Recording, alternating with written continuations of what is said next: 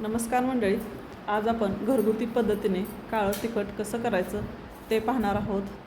लाल तिखटापासून काळं तिखट कसं बनवायचं ते पाहणार आहोत. तर त्यासाठी इथे खोबरं, खडे मसाले सगळे, त्याच्यामध्ये धने, जिरे, इथं कांदा चिरून वाळवून घेतलेला आहे, तमालपत्र, धने, जिरे, लवंग, लवंग, मिरे, दालचिनी, हळकुंडाचा एकही घेतलेला आहे, 4 वेलदोडे घेतलेले आहेत, जिरे आणि खोबरं असं बारीक पद्धतीने चिरून घेतलेलं आहे. आता हे सगळे हे आपण छान असं तेलामध्ये फ्राय करून घेणार आहोत. तर चला सुरुवात करूया. तेल थोडं जास्तच टाकायचं आहे, कारण आपल्याला तळून घ्यायचं आहे तेलामध्ये. पहिल्यांदा खोबरं भाजून घ्यायचं आहे. खोबरं पूर्ण लालसर किंवा ब्राऊन किंवा काळं होईपर्यंत भाजून घ्यायचं आहे. तर बघू शकता, मस्त अशा पद्धतीने खोबरं भाजून घ्यायचं आहे, जेणेकरून तुम्ही घरगुती पद्धतीने एकदम साध्या, सोप्या आणि कमी वेळातसुद्धा हे तिखट आपण बनवू शकतो.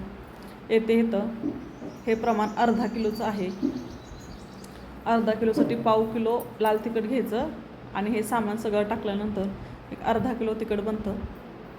तर बघू शकता, खोबरं छानसं आपलं आता भाजून झालेलं आहे. आता आपण ते काढून एका प्लेटमध्ये काढून घ्यायचं आहे. तेल पूर्णपणे नितळून घ्यायचं आहे, तेल अजिबात टाकायचं नाही. त्याच्यानंतर कांदा तेलामध्ये तळून घ्यायचा आहे. कांदा पण छान असा कुरकुरीत झाला पाहिजे.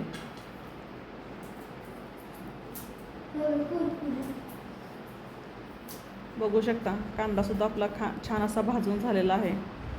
आणि हे सगळे पदार्थ मिक्सरच्या भांड्यात, 2 नंबरचं मिक्सरचं भांडं आहे ना, त्याच्यामध्ये बारीक होतं, एकदम बारीक पद्धतीने बारीक होतं. त्याच्यामुळे कांडायला जायचीसुद्धा गरज नाही. एखाद्या वेळेस तिखट संपलं, झटपट करायचं असेल तर आपण या पद्धतीने काळं तिखट घरगुती पद्धतीने करू शकतो, एकदम सोप्या साध्या पद्धतीने. आता त्याच्यानंतर कांदासुद्धा एका प्लेटमध्ये काढून घ्यायचा आहे. आणि सगळे खडे मसाले जास्त भाजायचे नाहीत, एक 5 मिनटं छान असे भाजून घ्यायचे आहेत. जास्त वेळ भाजायचं नाही, नाही तर ते करपतात. त्याच्यामुळे 5 मिनटं फक्त खडे मसाले हलवून घ्यायचे आहेत.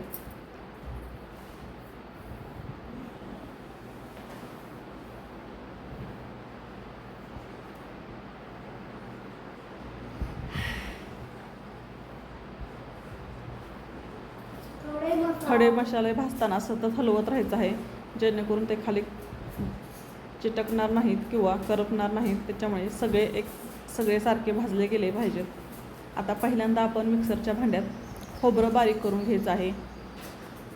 सगळे पदार्थ एकदम टाकायचे नाहीत, त्याच्यामुळे खोबरं बारीक होऊ शकत नाही. त्याच्यामुळे खोबरं अगोदर बारीक करून घ्यायचं आहे. बघू शकता, खोबरं छान पद्धतीने बारीक झालेलं आहे, एकदम मस्त असं पद्धतीने एकदम बारीक झालेलं आहे. त्याच्यानंतर कांदा आणि खडे मसाले एकदमच बारीक करून घ्यायचे आहेत.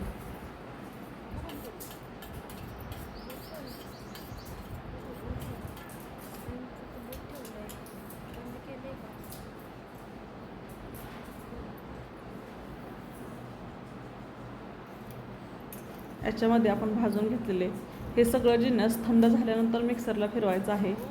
गरम असताना अजिबात फिरवायचं नाही. आणि हळकून तेवढं मात्र बारीक करून टाकायचं आहे. आणि आता हे सगळं एकदा मिक्सरला छान असं बारीक करून घेऊ. बघू शकता, खूप छान पद्धतीने आपलं बारीक झालेलं आहे. आता आपण त्याच्यात पहिल्यांदा बारीक केलेलं खोबरं टाकायचं आहे आणि पाव किलो लाल तिखट. हे लाल तिखटसुद्धा मी घरीच मिक्सरला बारीक केलेलं आहे. ते टाकून छान असं बारीक करून घ्यायचं आहे. तर बघू शकता, मस्त अशा पद्धतीने आपलं काळं तिखट तयार झालेलं आहे, साध्या सोप्या पद्धतीने.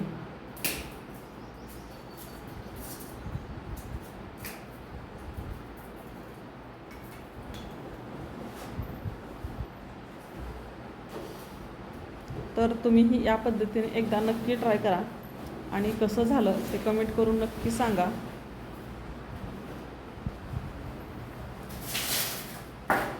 एकदम जसं कांडपामध्ये काढतात त्या पद्धतीने आपलं काळं तिखट तयार होतं, मस्त चवदार.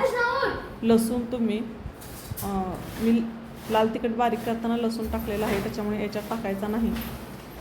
तर बघू शकता, इथे पाव किलो काळ्यात लाल तिखटापासून इथे अर्धा किलो काळा तिखट तयार झालेलं आहे बाकीचे पदार्थ घातल्यामुळे. तर कसा वाटला व्हिडिओ कमेंट करून नक्की सांगा आणि या पद्धतीने एकदा नक्कीच ट्राय करा. मी म्हणते कसं झालं तेही पहा. व्हिडिओ पाहिल्याबद्दल